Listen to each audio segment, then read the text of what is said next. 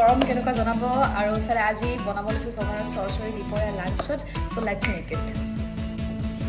মই জান তোকে মই দেখা পাই ও মই জান ৰাতি